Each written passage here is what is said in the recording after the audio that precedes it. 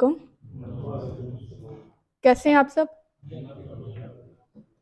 सबसे पहले आप लोगों को सबको मेरी तरफ से रमज़ान मुबारक। कैसा जा रहा है रमज़ान? माशाल्लाह। मैं हूँ डाइटिशियन ऐमन याकूब, यानी माहिर ग़िज़ाइयात। मेरा काम ये होता है कि मैंने जितने भी हमारे सेहत से मुतल्लिक मसले मसाइल हैं, वो किसी भी किस्म के हो सकते हैं, मैंने उनको ग़िज़ा के साथ हल करना होता है। जैसे हर तरह का डॉक्टर होता है, एक एलोपैथी होता है, होम्योपैथी होते हैं, हर तरह के डॉक्टर होते हैं, वैसे एक हमारा भी रोल होता है कि हम लोगों ने हर चीज़ को ग़िज़ा के साथ फ़ोकस करना होता है। आपकी कोई भी चीज़ है, क्योंकि हम लोगों को ये तो पता होती है कि कोई ना कोई चीज़ हमारी खुराक में होती है जो हमें छोड़नी होती है या अपनानी होती है, मगर हर इंसान को ये चीज़ नहीं पता होती कि हमने कौन सी चीज़ छोड़नी है और कौन सी अपनानी है। इस चीज़ की गाइडेंस के लिए इसकी पूरी एक लाइफस्टाइल मैनेजमेंट होती है जो कि हम लोग करते हैं। मैंने मुख्तलिफ जगहों पे काम किया है, जिसमें अलाइड हॉस्पिटल फैसलाबाद है, वाबडा हॉस्पिटल, चिन्योट हॉस्पिटल, फलाह मिल्लत, और इस वक्त मैं कर रही हूँ नसीम एजाज हॉस्पिटल और एक्स हॉस्पिटल लाहौर।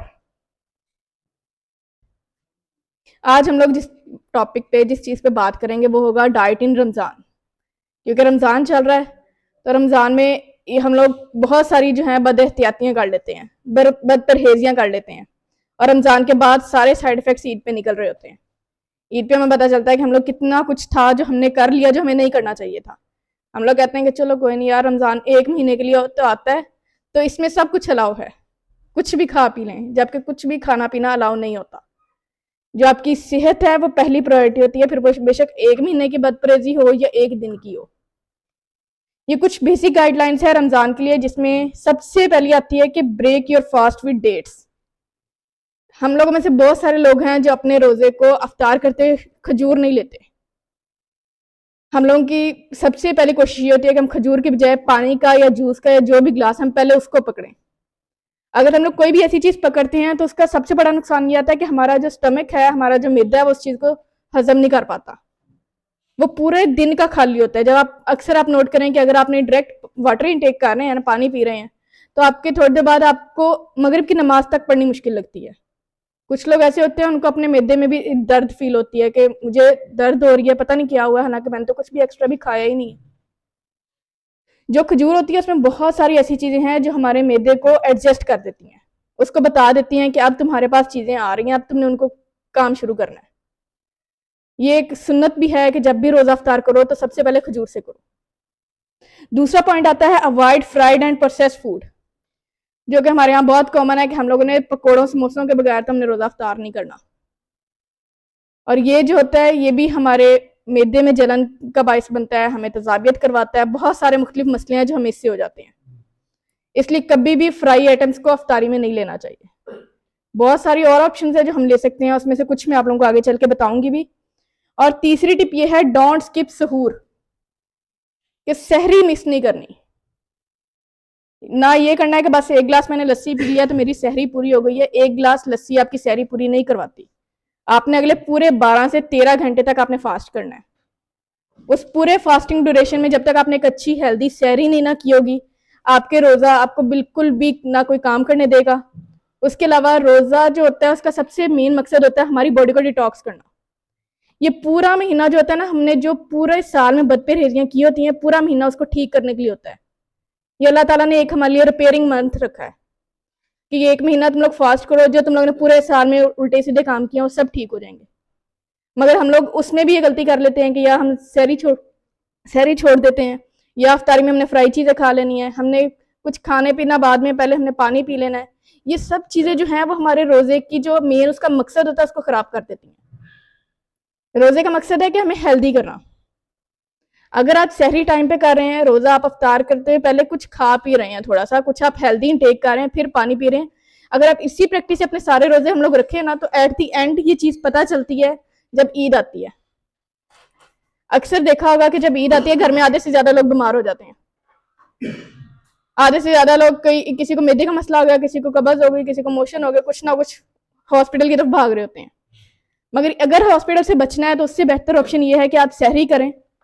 अपनी अफ्तारी में आप लोग कुछ खाना पीना जो है उसको ज़्यादा प्रायोरिटी दें। पानी में ये नहीं कह रही कि नहीं पिए, क्योंकि पानी डेफिनेटली हमें प्यास लगती है, मगर उसको आप कम से कम 10 से 15 मिनट का गैप दें। पहले कुछ खाएं, खजूर खाएं, पास आपके जो भी और कोई फ्रूट चाट है, कोई दही भल्ले हैं, कुछ भी जो चना चाट वट एवर, उस चीज़ को पहले खाएं थोड़ा सा। पूरी प्लेट नहीं खाई जाती, बेशक हाफ खा लें, मगर पहले अपने जो स्टमक है उसको कुछ ना कुछ खाने वाली चीज़ से थोड़ा सा भरें। इस तरह करने से आपको ना मगरिब की नमाज पढ़ने में मसला होगा, ना आप ये होगा कि बस अफ्तारी होगी तो आप में गिर गया, वो गिरने वाला हिसाब भी नहीं होगा। और इसके बाद जो हमारा चौथा स्टेप आता है वो आता है 3 मील रूल। 3 मील होते हैं कि 3 खाने, यानी सहरी, अफ्तारी और डिनर। आप लोगों में से कितने लोग हैं जो ये तीनों चीजें करते हैं? मगर हमारी ये बहुत सारी कॉमन प्रैक्टिस अक्सर लोगों में ये भी पाई जाती है कि वो सिर्फ सहरी और अफ्तारी करते हैं, वो डिनर नहीं करते। उनकी अफ्तारी ही उनका डिनर है, उनकी अफ्तारी ही उनका सब कुछ है। ये चीज जो है ये भी हमारी गलत प्रैक्टिस में आती है। इसलिए जितनी सहरी इंपॉर्टेंट है उतनी ही अफ्तारी के बाद डिनर भी इंपॉर्टेंट है। 5वां पॉइंट आता है consume plenty of vegetables and fruits, यानी फ्रूट्स खाएं, सब्जियां खाएं, फल खाएं, जो आपकी अवेलेबिलिटी में है वो चीज खाएं। अगर आप कहते हैं कि मैं रोज रोज मैं सब्जियां फ्रूट्स नहीं मैं ले सकता, तो आप जो वेजिटेबल्स हैं वो तो आप ले सकते हैं ना। सब्जियां तो रोज घर में आती है, कोई ना कोई तो सब्जी आती है ना। उसके साथ थोड़ा सा सलाद बनवा लें, या आप सिर्फ सब्जियों का ही थोड़ा सा वो सलाद बनाने के आप खीरा, टमाटर, बंद गोभी वगैरह डाल के आप उसका जो सैलेड है वो बना के वो थोड़ा सा इंटेक कर लें। इससे क्या होता है कि आपका जो स्टमक होता है उसको वर्किंग में बहुत ज्यादा हेल्पफुल मिलता है। और आप अगर ऐसी चीजों को इंटेक करते हैं तो बहुत जल्दी आप लोगों को ना भूख लगेगी, ना बहुत ज्यादा थकावट होगी, ना ही किसी और मसले से आपको टेंशन होगी। आप अपने आप को उतना एक्टिव फील करेंगे जितना आप एक नॉर्मल दिन में अपने आप को एक्टिव फील करते हैं रोजों से अलावा। नेक्स्ट आता है reduce your intake of sweets, यानी मीठी चीजें कम खाएं, क्योंकि जितना मीठी चीजें खाते हैं उतने हमारा जो स्टमक है ना वो और खाने को मांगेगा। कुछ भी मीठा खाएं आप, कोई मिठाई भी अगर एक भी आप खा रहे हैं ना तो उसके बाद आपको प्यास जरूर लगती है। उसके बाद आपने कुछ भी आपने एक मिठाई पे तो खैर कोई रुकता भी नहीं ना है। हम लोगों की प्रैक्टिस है जब तक 2-4 हो ना जाए हमने हाथ पीछे करना नहीं होता, जबकि ये भी चीज प्रैक्टिस गलत है। मीठे की बहुत क्रेविंग है, आप खजूर ले लें। बहुत क्रेविंग है, कोई फ्रूट का कोई अल्टरनेट कर लें या कोई भी और उसके अल्टरनेट करें बजाय कोई मीठी ये मिठाइयों वगैरह के या कुछ भी ऐसी मीठी चीजों के। नेक्स्ट आता है drink sufficient amount of water, कि पानी उतना पिए जितनी निकाल दूं, वो कसर नहीं निकलनी, जितनी उस वक्त आपको जरूरत है ना वो उतनी ही है। कभी भी अफ्तारी के टाइम 2 से 3 गिलास इकट्ठे एक साथ नहीं पिए। एक पहले मैंने आपको बताया खजूर लें, कुछ थोड़ा बहुत खाएं, फिर गिलास पिए, फिर जो आपकी प्लेट में बाकी बच गई थी जो भी चीज थी आप खा रहे, फिर उसको कंप्लीट करें, फिर दूसरा गिलास लें। अपने हर गिलास के बीच में कुछ ना कुछ खाएं जरूर, इससे आपका जो स्टमक है वो ज्यादा देर तक फुल रहेगा। लास्ट टिप आती है अवॉइड ओवर ईटिंग, कि खाएं मगर एक हद में रह के खाएं। ना सहरी में ऐसे खाएं कि बस ये आखिरी खाना है, पूरा दिन नहीं खाना तो अभी कसर पूरी करनी है। उसने जितना टाइम आपकी 4 प्लेटों ने लेना है ना उतना ही आपकी 1 प्लेट ने आपको फायदा देना है, बाकी आपकी सारी वेस्ट है। जितनी आपकी जिस्म को, जितनी हमारी बॉडी को जरूरत होती है उसने सिर्फ उतना रखना होता है। इसलिए ज्यादा खाने से हम अपने आप को बर्डनाइज जरूर करते हैं, हम अपने आप को सुस्त कर देते हैं, हम अपने आप को बहुत सारे मसलों के लिए खोल देते हैं, एक खुली किताब बन जाते हैं कि जो भी मसला है, जिस भी चीज को कोई है वो आके मुझ पर अटैक करते। जबकि अगर हम लोगों ने इन सब चीजों से बचना है और एक बहुत अच्छा हेल्दी रमजान गुजारना है, जिस मकसद से ये है उसको पूरा करना है, तो ये कुछ टिप्स हैं जिनको अपनाना जरूरी है। अगर इनमें से आप कुछ छोड़ते हैं तो आप देखते होंगे कि बहुत सारे लोग हैं हम लोगों में से जो तरावियां भी पूरी नहीं पढ़ते होंगे। कोई 6 पढ़ लेता होगा, कोई 8 पढ़ लेता होगा। 6 और 8 तो बहुत कॉमन है ना, 20 बहुत कम लोग पढ़ते हैं। क्यों? यार थक गए हैं, हिम्मत नहीं हो रही, बस अब और नहीं पढ़ी जा रही, अब बस हो गई है। ये बस क्यों हो जाती है? क्योंकि हमने खाने को अपने सही से डिवाइड ही नहीं किया हुआ। बगैर सोचे समझे जो खाना है वो हमेशा नुकसान ही देता है। फिर वो बेशक जितना मर्जी हेल्दी हो, जितना मर्जी में आप लोग कहें कि मैं तो सिर्फ फ्रूट चाट ही खाई थी, मैं तो दही भल्ले खाए थे, ये इससे क्या मसला है? मगर जब तक आप सही मिकदार में और सही वक्त पे नहीं खाएंगे वो किसी काम नहीं आता। या तो कुछ ऐसे सहूर के मील्स जो आप ले सकते हैं जो आपको ज्यादा देर तक फुल भी रखते हैं, बहुत जल्दी आपको थकने नहीं देते, पूरे दिन की आपकी जो एक्टिविटी है, जो आप लोगों ने अपनी वर्किंग्स करनी है, अपनी जॉब्स पे अब आप लोग हैं, तो जो कुछ भी आप लोगों ने करना सबको मैनेज करने में जो चीज आपको हेल्प आउट करे। उसमें सबसे पहले आ जाता है स्लोली डाइजेस्टिंग फूड्स, यानी कुछ ऐसे फूड्स जो थोड़ा आराम से डाइजेस्ट हो। और जो खजूर है ना, वो आपकी बॉडी में बहुत आराम से डाइजेस्ट होती है, वो टेक टाइम लेती है। और जो खाना जितना ज़्यादा टाइम लेगा ना, वो उतना आपको ज़्यादा देर फुल रखेगा। और जितने देर फुल रहेंगे, जो हमारी 11-12 बजे एनर्जी डाउन होने लग जाती है ना, वो हमारी 3-4 बजे तक तो एटलीस्ट चली जाएगी। उसके बाद जौ का दलिया, जौ का दलिया भी हम लोग सहरी में ले सकते हैं, जिसमें कुछ फ्रूट्स, यानी एक आप अगर छोटा बाउल अपना जौ के दलिया का ले रहे हैं, तो उसके बाद आप एक केला बेशक डाल लें, या आप एक छोटा सेब डाल लें, 2-4 बादाम डाल लें, ये आपका कंप्लीट एक मील बन जाता है। एक तो ये जल्दी डाइजेस्ट नहीं होता, आपके जिस्म में ये थोड़ा सा टाइम लेता है, जितना टाइम लेगा उतना आप ज़्यादा देर एक्टिव भी रहेंगे, हेल्दी रहेंगे, और आपकी जितने भी बीमारियां आपको हैं वो भी रिकवर होने में हेल्प आउट करेंगे। इवन के जो हमारी कम्युनिटी में बहुत ज़्यादा लोग हैं जिनको शुगर का और ब्लड प्रेशर का मसला होता है, आप लोगों में से भी बहुत सारे लोगों को होगा। चलिए, सबको नहीं होगा, मगर कुछ को होगा, जरूर होगा। तो जो जिनको बीपी का और जिनको शुगर का मसला होता है, आप नोट करें उनको भूख बहुत ज्यादा लगती है। अक्सर शुगर के मरीज ऐसे हैं जो रोजा नहीं रख सकते। मैंने इसलिए बहुत सारे कहा है, मैंने सारे नहीं कहा। हाँ, क्योंकि इस चीज का मकसद ये, उसको उनको लगता है कि हमें बहुत जल्दी भूख लग रही है।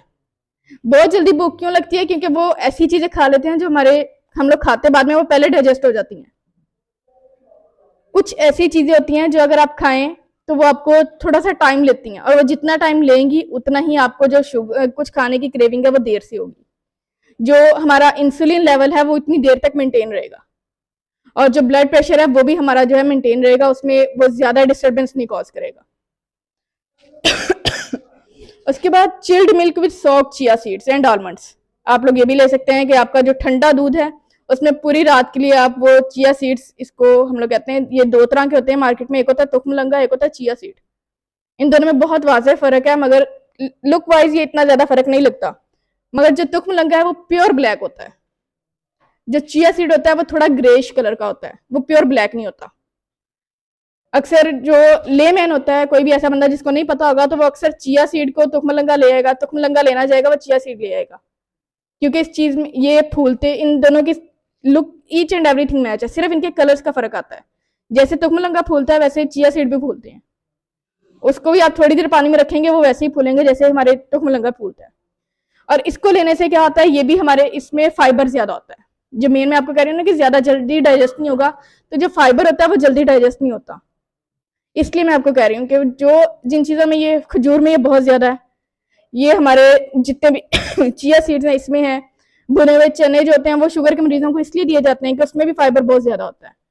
वो बहुत जल्दी आपको ये क्रेविंग नहीं करता कि आपने बहुत जल्दी कुछ खाना है, वो ज्यादा देर तक आपकी जिस्म में रहता है। इन्होंने हमारी बॉडी में कोई इसका खास रोल नहीं है। अगर देखा जाए इसका कोई, मैं ये नहीं कहूंगी ये आपको एनर्जी देता है, कुछ भी देता है, ये आपको सिर्फ ज्यादा देर तक फुल रखता है। वरना जितना फाइबर होता है ये 90% जितना जैसे हम खाते हैं 90% ऐसे ही निकल जाता है। इसने हमारी बॉडी में कहीं पे नहीं रुकना, कहीं पे कुछ नहीं करना, बस इसका जो डाइजेशन है, जो इसके हजम होने का काम है वो थोड़ा स्लो होता है। और उसके स्लो होने की वजह से लगता है कि शायद इसमें पता नहीं इसमें कितनी ताकत है, इसने हमें क्या कुछ दे दिया। उसका थोड़ा सा वो प्रोसेस स्लो होने की वजह से वो ज्यादा देर तक फुल रखता है। तो जो हमारी एक्स्ट्रा जो चीजें हम लोग खा पी लेते हैं, एक्स्ट्रा चीजें हो जाती हैं, उन सबसे परहेज करवाता है, जिसकी वजह से इंसुलिन लेवल भी मेंटेन रहता है। और यहाँ पे चिल्ड मिल्क की बात इसलिए आई, जो चिल्ड मिल्क है वो हमारे बीपी जो है उसको बहुत अच्छे से मैनेज करता है, ब्लड प्रेशर को हमें एक तो एक्टिव रखता है, दूसरा जो ब्लड प्रेशर के मसले हैं उनको ये जो ठंडा दूध है बिल्कुल, जिसको हम फ्रिज से निकाल के वो पीते हैं ना, वो वाला एग्जैक्ट वही वाला, बजाय 2 मिनट रखने के बाद नहीं, बिल्कुल आप उस वक्त पिए, तो वो जो दूध है वो ब्लड प्रेशर के इश्यूज को बहुत अच्छे से सॉल्व करता है। उसके बाद अपनी सहरी में चपाती जरूर लें, सब्जियां, दही, ये जितनी भी चीजें ऑप्शंस हैं। मैं ये नहीं कह रही कि आपने ये सारे पॉइंट्स लेने हैं, क्योंकि ये सब लेंगे तो फिर वो ओवर ईटिंग वाला ही आपके पास क्वेश्चन आ जाता है कि ये इतना कुछ खा तो फिर हम ओवर ईटिंग कर जाएंगे तो फिर फायदा। ये सिर्फ आपके पास एक ऑप्शंस में आपको दिए हैं, ये यहाँ पे हमारे पास तकरीबन 5 से 6 ऑप्शंस मैंने आपके लिए रखी हैं। ये सारे ऑप्शंस इसलिए कि इसमें से आप कुछ भी ले सकते हैं जो आपको इजीली अवेलेबल है। जो डाइट या जो माहिर ग़िज़ायत का काम होता है, हमारा काम ये नहीं है कि हमने कोई भी चीज छुड़वानी होती है, हमारा सिर्फ मकसद ये होता है कि हमने ये बताना होता है सामने वाले को कि आपने क्या खाना है, कब खाना है और कैसे खाना है। क्या, कब और कैसे, ये 3 सवाल है जिनका जवाब हमने देना होता है। अब यहाँ पे बैठे हर बंदे को इतना पता होगा कि जिस बंदे को डायबिटीज होती है उसको मीठा खाने से रोक दिया जाता है। उसको कहा जाता है तुमने तो अब मीठा खाना ही नहीं, तुम्हारे लिए हराम हो गया है। यही चीजें हमारी सोसाइटी में कंसीडर की जाती हैं, जबकि मीठा हराम नहीं होता। जो डायबिटिक पेशेंट है वो मीठा खा सकता है, वो फ्रूट्स खा सकता है, वो सब कुछ खा पी सकता है, बस सिर्फ ये चीज है कि कब खा सकता है और कैसे खा सकता है। ये मेजर चीज है जो इंपॉर्टेंट रोल प्ले करती है। हम लोगों को ये नहीं पता होता कि कब और कैसे, इसलिए हम उसको हराम ही करार दे देते हैं कि बस अब तुम्हें तो हो गई है, तुम तो अब भूल ही जाओ तुमने कुछ मीठा खाना है। तुम तो सोचो ही ना कि तुम्हारे लिए मीठा दुनिया में एग्जिस्ट भी करता है, जबकि वो पर्सन ले सकता है। उसकी सिर्फ ये होता है कि उसकी मिकदार जो होती है वो थोड़ी सी कम करनी होती है, उसका थोड़ा सा जो वक्त होता है उसको मैनेज करना होता है। जब मिकदार कम होगी, वक्त मैनेज होगा, तो फिर वो खा लेगा, उसको कोई मसला नहीं होगा। उसकी इंसुलिन भी बैलेंस रहेगी, उसको वो जो एक्स्ट्रा, अगर कहते हैं ना कि अगर तुमने मीठा खा लिया तो तुम्हें एक्स्ट्रा इंसुलिन लगानी पड़ेगी या एक्स्ट्रा टैबलेट्स खानी पड़ेंगी, तो उसकी भी जरूरत नहीं पड़ती। उसके बाद ये आगे कुछ अफ्तार के लिए, कि अफ्तार में जैसे मैंने सबसे पहले लिख दिया स्टार्ट विद डेट्स, कि खजूर से स्टार्ट करना है। अगर हम लोग देखें ना तो हर चीज का कहीं ना कहीं से हमारा जो लिंक होता है ना वो हमारे इस मजहब से मिलता है, मगर हमने उसको बहुत हद तक छोड़ दिया हुआ है। आप सल्लम की यही है कि जब भी रोजा अफ्तार करना है खजूर से करना है। क्यों करना है? ये चीजें जितनी भी हैं ये अब साइंस प्रूव कर रही है, मगर हम लोगों ने सिर्फ उसको एक कैजुअल हद तक लिया था कि उन्होंने कहा करना है तो अच्छा, कौन सा फर्ज हो गया है। मगर उन्होंने कहा था करना है तो उन्होंने किसी लॉजिक की वजह से कहा था, उनकी किसी भी चीज के पीछे लॉजिक नहीं है, कि हम लोग ये नहीं कह सकते कि इस बात के पीछे कोई लॉजिक नहीं है। उन्होंने जितनी बातें आज से पहले की थी वो सारी आज प्रूव हो रही हैं। और यहाँ तक कि हम लोग खुराक को बहुत इग्नोर करते हैं। आप लोगों ने भी देखा होगा कि कभी खा लिया, ना खाया ना सी, अगर खा लिया तो बहुत ज्यादा खा लिया, नहीं खाया तो 2 टाइम खाया ही नहीं, या टाइम नहीं था। जबकि जो न्यू रिसर्चेज आ रही हैं वो यहाँ तक कह रही हैं कि अगर एक इंसान सही से अपना उसको मैनेज कर लेता है कि उसने क्या, कब और कैसे खाना खाना है, तो वो अपने कैंसर तक को रिकवर कर सकता है। और मेरा नहीं ख्याल इस वक्त कैंसर से बड़ी बीमारी कोई भी दुनिया में एग्जिस्ट करती होगी। तो अगर एक चीज से हम लोग कैंसर को ठीक कर सकते हैं तो हम ये कैसे सोच सकते हैं कि वो किसी और चीज को ठीक नहीं कर सकती। बात फिर एंड पे वही आती है कि क्या, क्यों और कब कैसे। इसलिए कभी भी खाना पीना छोड़ना नहीं चाहिए। आप ड्यूटी पे हैं, आप घर पे हैं, काम की जल्दी है, कुछ भी है, बेशक आप थोड़ा खाएं मगर खाएं जरूर। कभी कभी होता है कि सुबह ऑफिस जाना है, यार लेट हो गए हैं, कोई बात नहीं उधर जाकर कुछ देख लेंगे। ऑफिस आके और इतनी टेंशन होती हैं कि वो जो कुछ और क्या, वो पानी का ग्लास पीने का भी 12-1 बजे तक टाइम नहीं मिलता। तो घर से हमेशा कुछ ना कुछ खा के आए, ज्यादा नहीं खाया जाता, ब्रेड का 1 स्लाइस खाएं, पूरी रोटी का टाइम नहीं है, आधी रोटी खा लें, आधी का नहीं है उससे आधी खा लें, मगर कुछ ना कुछ खा के जरूर निकले। कभी भी जो 3 मील्स है ना, ये 3 मील करने, इतना ही समझ लें कि फर्ज आप इसको समझ लें। और आजकल बीमारियां जो बहुत बढ़ रही हैं उसकी सबसे बड़ी वजह यही है कि हम लोगों ने अपने खाने को छोड़ दिया। घर से बाहर हम लोग जब खाएंगे तो घर से बाहर हमें कुछ भी हेल्दी नहीं मिलता। आप जितना मर्जी अपने सामने खड़ा होकर बनवा लें, मगर जहां पे उसने 2 नंबरी करनी है वो कर ही जाता है। जितनी फ्राइड आइटम्स हैं वो हमारे लिए सेहत के लिए कितनी नुकसानदेह है हम सारों को पता है, मगर फिर भी हमने शौक से खाना है, यार उसमें टेस्ट अच्छा है। कहीं पे बाहर गए हैं तो जहाँ पे जो चीज मिल रही है बस हमने खा लेनी है, जबकि ये चीज नहीं सही। जब अपने घर से आप खा पी के निकले होंगे ना, तो आप कभी भी बाहर उल्टी सीधी चीजें हम लोग नहीं खाएंगे। पता होगा यार पेट तो भरा हुआ है, खाने का फायदा। इसलिए अपने 3 जो खाने हैं उन पे फोकस जरूर किया करें। रमजान में 3 खाने आपका मैंने बताया, सहरी, अफ्तारी और डिनर। रूटीन में हमारा दोपहर का और सुबह का और रात का, ये तीनों खाने जो है आपकी सेहत को मैनेज करते हैं। आपकी बहुत सारे ऐसे बीमारियां हैं, बहुत सारे ऐसे मसले हैं जो आपको नहीं भी पता होते, ये उनको भी रिकवर कर रहे होते हैं। जितने आपकी बॉडी में, जितने आपके अनकॉन्शियस में आपके जिस्म में मसले चल रहे हैं, कभी कभी होते हैं यार मेरा तो बीपी कभी लो या अप हुआ ही नहीं, ये अचानक मुझे पता नहीं क्या हो गया। ये जो अचानक कुछ होता है ना, ये भी आपकी खुराक ही करती है। आप लोग जो कुछ चीजें इफ्तार में ले सकते हैं उसमें आता है कि आप फ्रूट्स ले सकते हैं, वेजिटेबल्स ले सकते हैं, उसके बाद आप ये चना चाट, फ्रूट चाट, समोसा ले सकते हैं बट बेक्ड। वो जो डीप फ्राई होता है ना, जो हम कढ़ाई में डाल के करते हैं, वो वाले नहीं, शैलो फ्राई आप ले सकते हैं। वो शैलो फ्राई वो होते हैं जैसे आमलेट बनाते हैं ना, तवे के ऊपर थोड़ा सा वो ऑयल लगा के ऊपर अंडा डाल दिया, बनाते हैं। इस तरह समोसे भी बन सकते हैं, इस तरह आप पकोड़े भी बना सकते हैं, सारी चीजें इस तरह बन सकती हैं। इसलिए जरूरी नहीं कि आपने उसको सिर्फ डीप फ्राई करेंगे, आप उसको कढ़ाई में डालेंगे तभी पकोड़ा समोसा बनना है। उसको आप तवे पे शैलो फ्राई भी कर सकते हैं। अपने घर वालों को डेफिनेटली, अब कुकिंग अब आप लोगों ने तो नहीं करनी, मेरा मेन मकसद भी यहाँ पे ये नहीं है कि आप लोगों को मैं कुकिंग की तरफ लेके जाऊं, ये सिर्फ इसलिए है क्योंकि आप लोग घर के मेन मर्द हैं, आप लोगों की वजह से घर चल रहा है। आप लोगों को इसलिए बताया जा रहा है ताकि आप लोग इस चीज को खुद नहीं कर सकते मगर अपने घर वालों को गाइड तो कर सकते हैं ना। वो बड़ी बड़ी प्लेटें नहीं भरनी, जो दरमियानी हमारी सालन वाली प्लेट होती है ना, वो इतनी साइज की होती है तकरीबन हमारे घरों में जो रूटीन में यूज होती है, उस प्लेट को आपने इस्तेमाल करना है अपने खाने के लिए।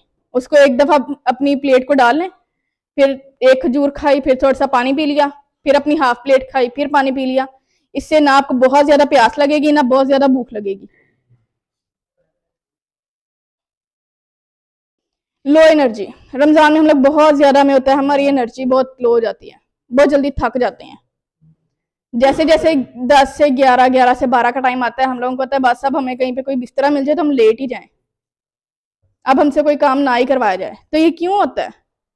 During Ramzan when most activities take place after sunset, it is even more vital to ensure you are getting enough rest। कि आप लोगों के लिए रमजान में जितना सब कुछ जरूरी है उतना ही जरूरी ये भी है कि आप रेस्ट भी प्रॉपर करें। रात को अफ्तारी हो गई, डिनर हो गया, सो जाए तरावी पढ़ के, टाइम से सो जाएं, क्योंकि हमें पता है कि सुबह हमने 3 बजे 4 बजे उठना है।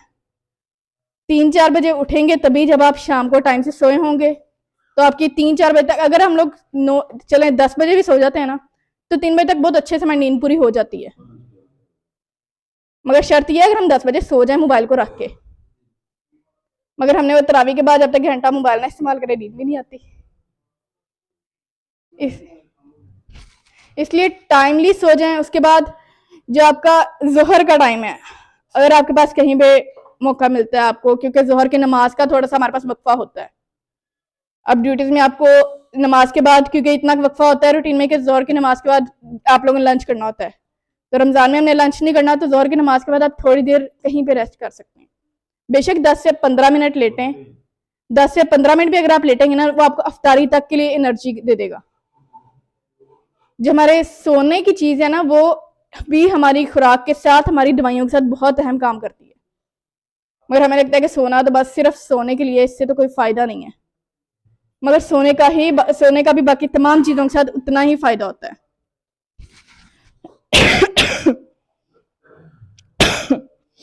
और जो सबसे ज्यादा मसला हमें नींद का या लोअर एनर्जी का इसलिए आता है क्योंकि हम प्रॉपर नहीं लेते।